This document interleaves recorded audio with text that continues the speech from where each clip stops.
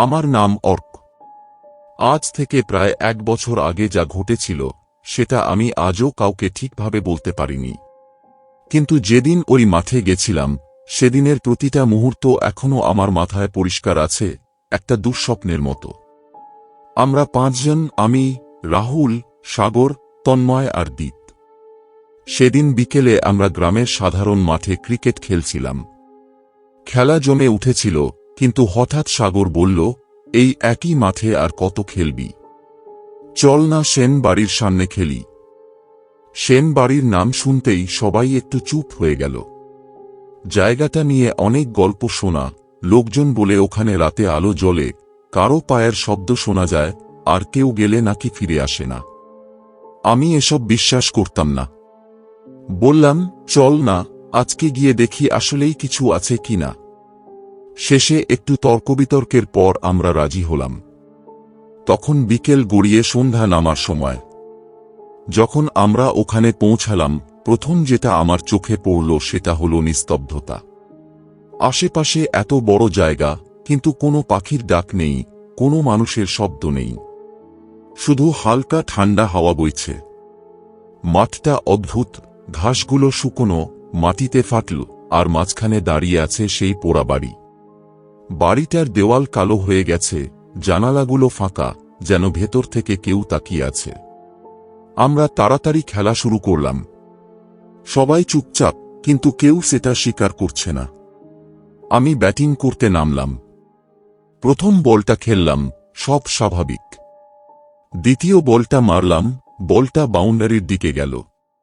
কিন্তু তৃতীয় বল আসার সময় হঠাৎ আমার চোখ চলে গেল বাড়িটার দিকে। আমি স্পষ্ট দেখলাম, বারান্দায় কেউ দাঁড়িয়ে আছে। সাদা কাপড়, লম্বা চুল, মুখ দেখা যাচ্ছে না। আমি 1 সেকেন্ডের জন্য থেমে গেলাম। আবার তাকাতেই কেউ নেই। আমি নিজেকে বুঝালাম, ভুল দেখেছি।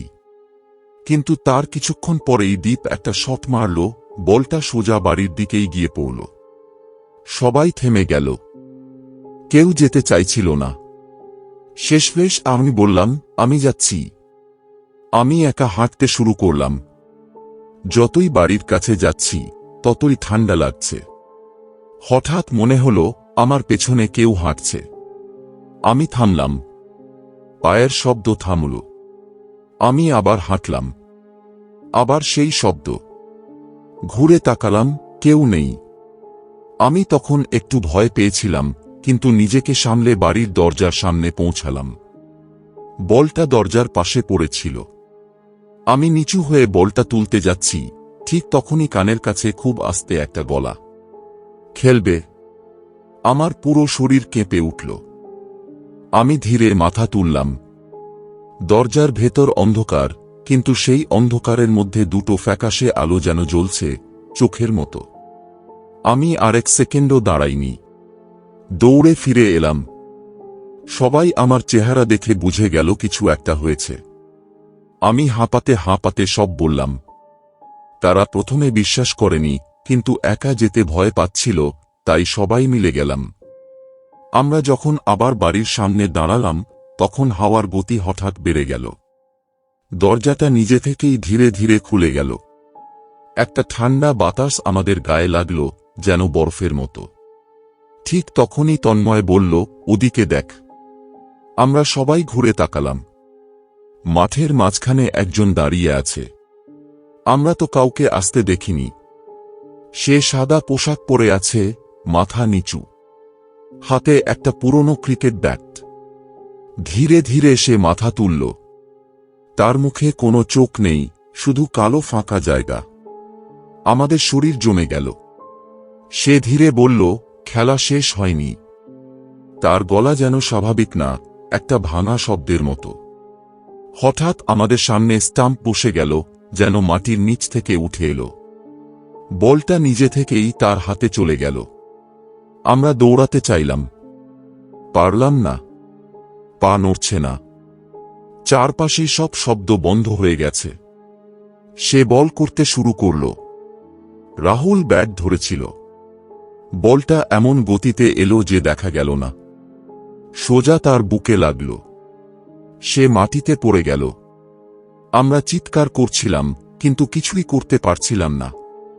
এরপর একে একে সবাই, সাগর, তন্ময়, দীপ, সবাই পড়ে গেল। শেষে আমি একা দাঁড়িয়ে, আমার হাতে ব্যাট।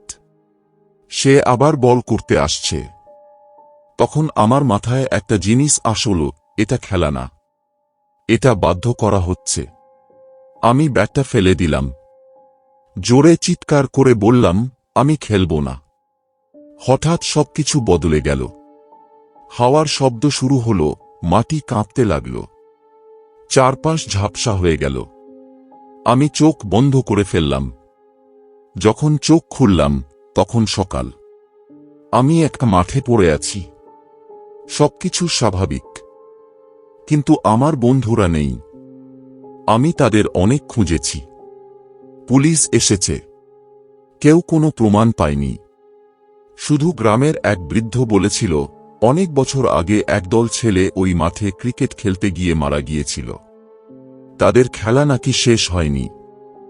আজও মাঝে মাঝে রাতে ওই দিক থেকে ব্যাটে বল লাগার শব্দ আসে। আমি আর কোনোদিন ওই দিকে যাইনি, কিন্তু মাঝে মাঝে ঘুমের মধ্যে আমি শুনি কেউ আস্তে করে বলছে, শেষ ইনিংস বাকি। ভিডিওটা ভালো লেগে থাকলে অবশ্যই লাইক করো আর চ্যানেলটা সাবস্ক্রাইব করে আমার পাশে থেকো। দেখা হচ্ছে নেক্সট ভিডিওতে।